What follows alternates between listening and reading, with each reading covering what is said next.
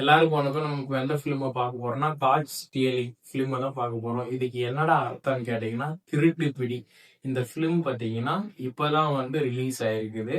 இது நெட்ஃபிளிக்ஸ்ல அவைலபிளா இருக்குது. 1 மணி நேரம் 40 நிமிஷமா தான் கொடுத்துருக்காங்க. படத்துல என்னடா கான்செப்ட் அப்படின்னு கேட்டீங்கன்னா, இதுல வர ஹீரோ ஒரு இடத்துல இருந்து திருடிட்டு ஓடிடுறான். அப்புறம் ஓடிட்டு அவனை ஒரு பக்கம் துரத்துறாங்க. இவன் ஒரு இடத்துல பப்ல வேலை செஞ்சுக்கிட்டு இருக்கிறான். இவன் ஏன் அந்த பொருளை திருடினான் அப்படின்னு சொல்லிட்டு ஃபர்ஸ்ட் ஹாஃப்ல சீன் பை சீனா நகருது. அடுத்து செகண்ட் ஹாஃப்ல என்ன நடக்குதுன்னா, இவன் போயிட்டு அவங்க கேர்ள் ஃப்ரெண்டு கூட செக்ஸ் ஷேர் பண்ணிக்கிட்டு இருக்கான். அப்போ அவங்க திருடுறதுக்காக அவனை தேடி வந்தவங்க பிடிக்க வந்துடுறாங்க. அவனோட தைரியமா அவன் சாப்பிட்டுட்டு இருக்கிறான். அப்புறம் என்ன நடக்குது அப்படின்னு சொல்லிட்டு சீன் பை சீனா நகருது. ஓவர் கதை எதுவுமே இல்லை. இவன் ஒரு விஷயத்த திருடுறான், அதை எடுத்துட்டு வர பாக்குறாங்க.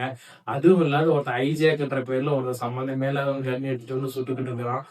ரொம்ப ஓவர் லேக்னு தான் சொல்லுவேன் இந்த ஃபிலிம். அதுக்குதான் 1 மணி நேரம் 40 நிமிஷமாவே ஷார்ட் பண்ணி கொடுத்துருக்காங்க.